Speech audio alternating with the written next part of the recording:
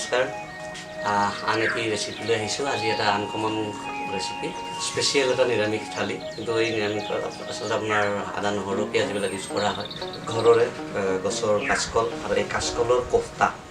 গতিকে আইটেমটো হৈছে যদি কাচকলৰ কোফতা কেনেকৈ বনায় আমি চাওঁ ভিডিঅ'ত আহক।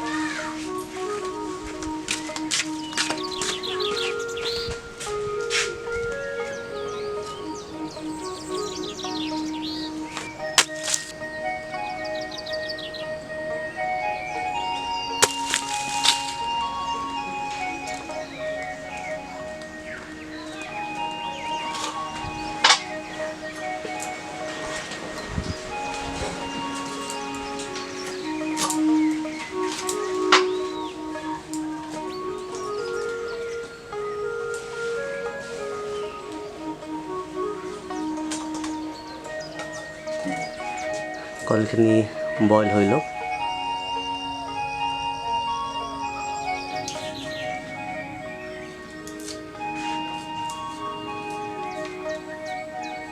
গোটেই আমাৰ আজি প্ৰণালীটোত কি লাগিব আমি দেখুৱাই গৈছোঁ। এয়া অকল বিলাহী পেষ্ট, আদা নহৰু আৰু কেঁচা জলকীয়াৰ পেষ্ট। এয়া ৰিফাইনেৰে আমি কি কৰিম দেখিব। ৰিফাইন আৰু মিঠাতেল দুয়োটাই আছে। এয়া ধনিয়া গুড়ি, জিৰা গুড়ি, গোটা জিৰা, হালধি, তেজপাত, গৰম মছলা, নিমখ, গোটেইখিনি ব্যৱহাৰ হ'ব। আৰু ইয়াতে মেইন বস্তুটো নাই, সেইটো হ'ল আমাৰ কলখিনি উতলি আছে। কলখিনি বইল হোৱালৈকে আমি ৰৈ দিছোঁ।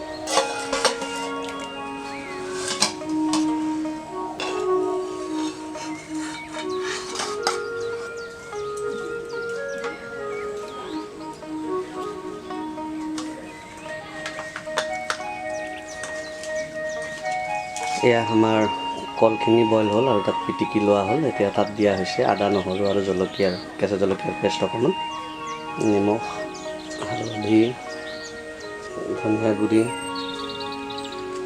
এয়া চাউলৰ গুড়ি অকণমান,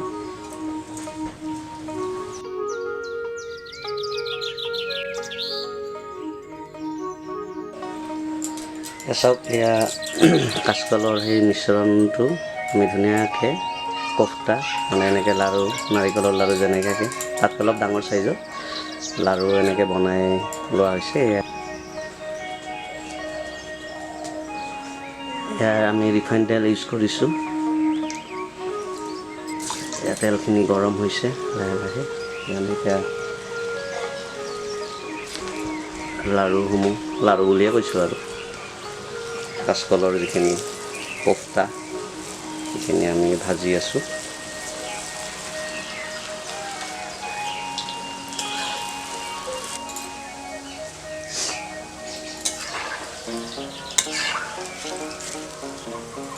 বৰ ধুনীয়াকৈ ফুলি আহিছে।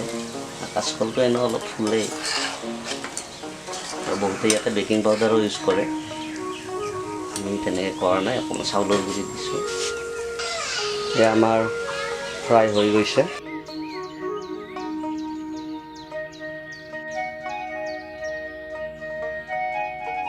এয়া চাওক, পথাৰত সৰিয়হ গজিছে। কিছুদিন পিছত ই ফুলিব বৰ ধুনীয়াকৈ। আৰু এই সৰিয়হৰ শাকৰো আমি ৰেচিপি কৰিম। লগতে ইয়াৰ যি ফুলৰ বৰা,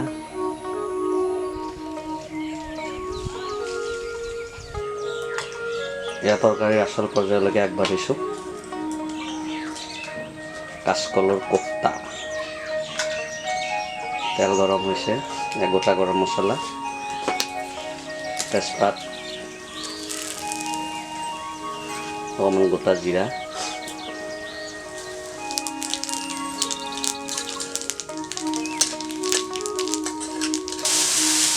আদা নহৰু আৰু কেঁচা জলকীয়া পেষ্ট,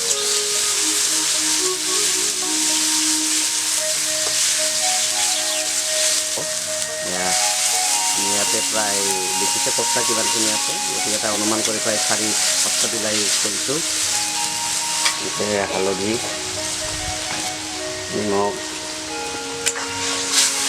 এইখিনি খুব ধুনীয়াকৈ মিশ্ৰণ কৰি তাক ধুনীয়াকৈ ফ্ৰাই কৰি ল'ব লাগিব।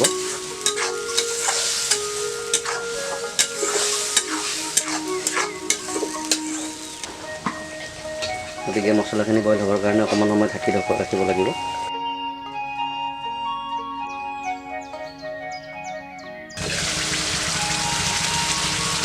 মছলাখিনি হৈ গৈছে, ধুনীয়া কালাৰ আহিছে আৰু খাবতো খুব মজা হ'ব যেন লাগিছে। গতিকে আপোনালোকে ৰেচিপিটো ফ'ল' কৰিব ভালদৰে আৰু ঘৰতে নিৰামিষ খানাৰ একদম জবৰদস্ত, মাছ মাংস নাথাকিলেও কথা নাই। মছলাখিনি ফ্ৰাই হোৱাৰ পিছতে ইয়াতে অকণমান জিৰা গুড়ি আৰু ধনিয়া গুড়ি ব্যৱহাৰ কৰা হ'ব। আৰু এই গুড়িবিলাক আমি ঘৰতে কৰি লওঁ। মই প্ৰথমৰ পৰাই কৈ আহিছোঁ, আমি সাধাৰণতে বজাৰৰ পেকেট মছলা ব্যৱহাৰ নকৰোঁ।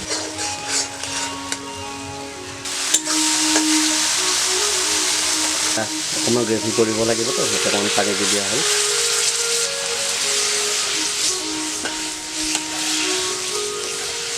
এইটো দেখিলে আপোনালোকে গতিকে ফ'ল' কৰিব আৰু লগতে আমাৰ লুইতপৰীয়া মিউজিকেল এণ্ড ফুড চেনেলটো আপোনালোকে ছাবস্ক্ৰাইব কৰিবলৈ নাপাহৰিব।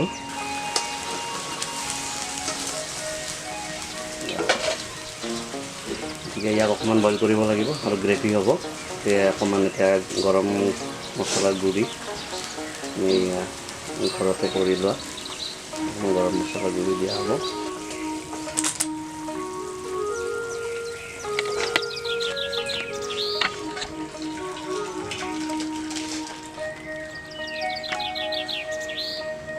এতিয়া আমাৰ কাচকলৰ কোফ্তা ৰেডি। এয়া আমাৰ খানা ৰেডি। গতিকে আজি মেইন আইটেমটো এয়া কাচকলৰ কোফ্তা, এয়া ভাত, এয়া আমাৰ ঘৰৰে জলকীয়া, এটা আনকমন জলকীয়া দেখিছে, একদম আনকমন জলকীয়া। গতিকে আহক, এতিয়া আৰু ৰৈ থাকিব নোৱাৰি। লগতে আৰু দুটা স্পেচিয়েল আইটেম আছে, এয়া আলু বেঙেনা আৰু আপোনাৰ আমাৰ লাও গছৰ যিটো আগ ঠাৰি, সেই ঠাৰিৰে মানে কাৱৈ মাছৰ আঞ্জা, এইটো কেতিয়াবা পিছলৈকে দেখাম। গতিকে এয়া হ'ল আমাৰ শাক, মানে লাও পাতৰ শাক, আৰু তাৰ লগত কিবা কিবি আছে, গাজৰ, বিভিন্ন ধৰণৰ চব্জি দিয়া আছে, কিন্তু ইমান আৰু ডিছক্ৰিপশ্যন নকৰোঁ। মেইন খানাটো হ'ল আমাৰ এইটো। গতিকে এতিয়া আমি টেষ্ট কৰোঁ। গতিকে আৰু এবাৰ কৈছোঁ, আপোনালোকে লুইতপৰীয়া মিউজিকেল এণ্ড ফুড চেনেলটো ছাবস্ক্ৰাইব কৰিবলৈ নাপাহৰিব। পুনৰ আপোনালোকে ভাল পোৱা ৰেচিপি লৈ আমি আকৌ আহিম। গতিকে আমি এয়া আগবাঢ়িছোঁ আজিৰ খানালৈ।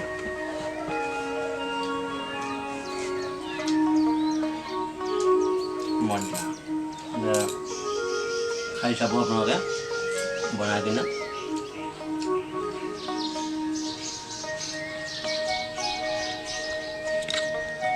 কাচকলৰ কোফ্তা মাছ মাংসতকৈ ওপৰত।